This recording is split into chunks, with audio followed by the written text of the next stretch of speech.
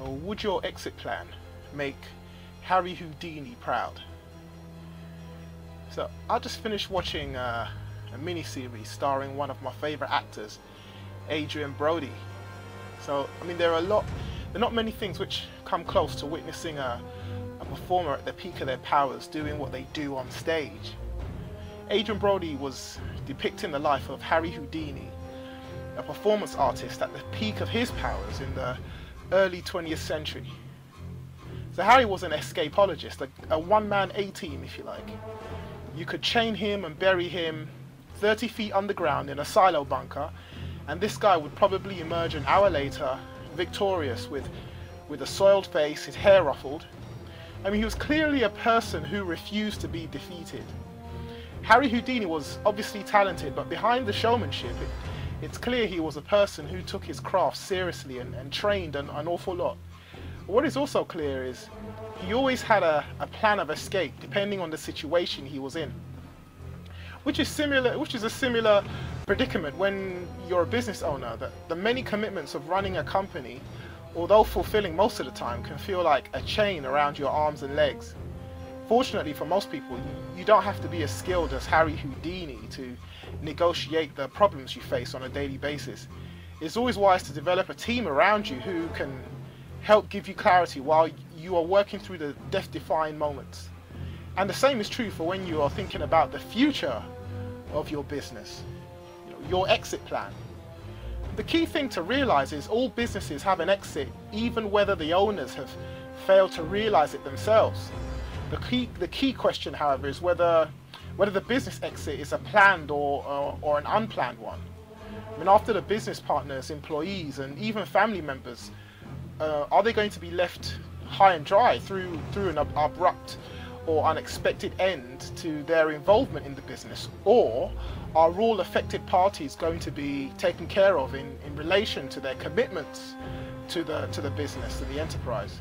And these are all the questions we can ask ourselves before the imminent end, and before we see that light at the end of the tunnel approaching us is on the train tracks. So when we speak to our clients, we at National Diversified, it's always helpful to provide a framework which helps us with clarity and keeps the clarity and discovery process chugging along so progress is made. I mean, the key areas we look at for this framework, and we can describe them as, say, what is the exit goal for the type of business you're in? I mean, your industry, how would you compare to other similar businesses in your industry?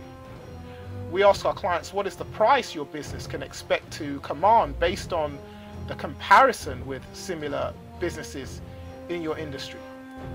Who is your likely business buyer?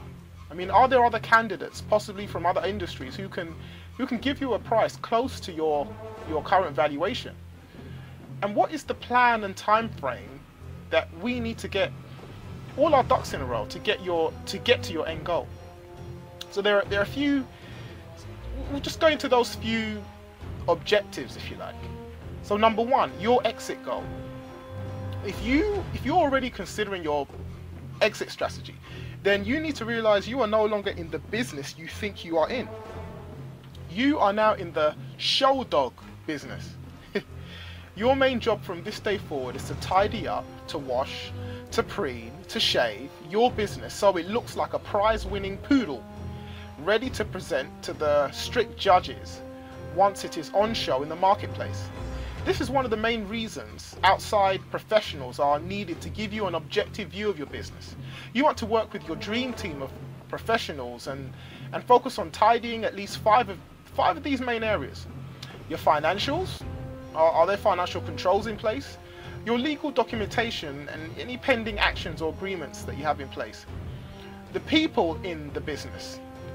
I mean, they're the most people. I mean, are they happy? Is there a management team? Is everyone have their functions and focused on their tasks? And the general business. Is the business in a dying industry? Is there opportunity for growth? And are your documents up to date? So these are the 5 main areas where we would look at initially. So number two, your valuation of your business.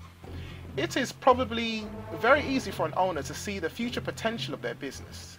The business is their baby. They spent a lot of time in the business and are emotionally tied into its future success.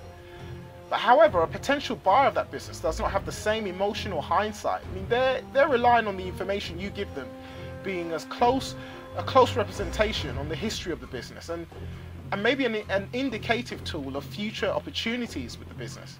Any gaps and discrepancies in the information is likely to be magnified in the mind of the buyer and serve as a red flag. So the numbers are always going to tell a story about the past history of the business and the future direction the business is going in.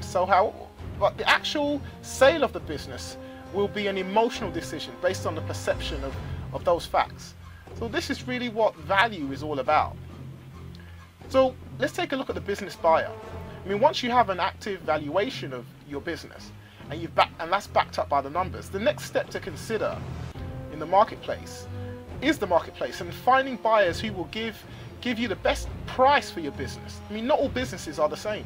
For example, you are likely to have competitors in your industry who will scrutinize and nitpick your valuation picture to death and probably offer you a considerably less than what you are asking for your business. I mean, the main factor to notice here is, as a general rule, the closer a buyer or a buying party is to you and your company or the area of expertise, the less value they will see to your proposition. Close parties include your customers, your vendors, your employees, and believe it or not, your family members. And the reason for this is it's like the old saying, familiarity breeds contempt. So remember that the buying and selling of a business is mainly an emotional transaction. I mean, these guys already know you and see the comings and goings of your business more frequently than most other people. So during the dog days and even on your best days, they see all the warts and all. I mean, the next level of buyer that you want to consider, maybe more favorably, are strategic type of investors looking for a way into your industry or looking to bolster their marketing strength in another industry. And this type of buyer will look to acquire your business as part of their ongoing plan for expansion and growth through acquisition.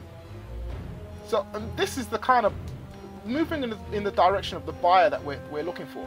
These guys come in the form of large private companies in the same industry with an acquisition growth strategy, and they just want to swallow you up and gain a stronger foothold in the industry. Or they could come in the form of a large company growing through acquisition who share the same marketplace as your industry, but they're not from your industry. Or they could be in the form of a publicly traded company growing through acquisition. Or a foreign buyer looking for a foothold into a new country or marketplace. So there are quite a few options there. So the next area we look at is just getting all your ducks in a row. Making everything look tidy before you sell.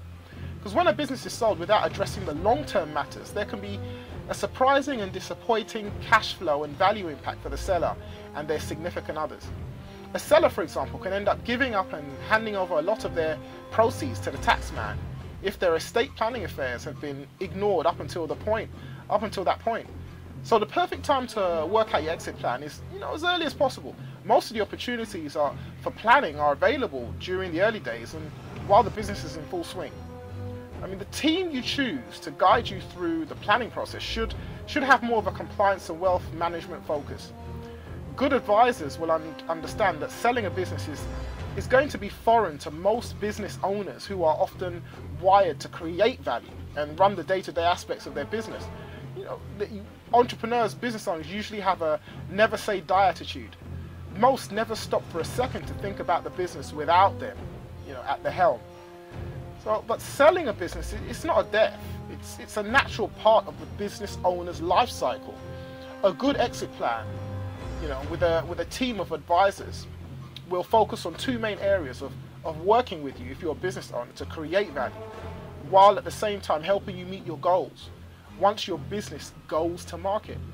So a good team will work with you to ensure you are prepared with a workable plan that would make Harry Houdini proud.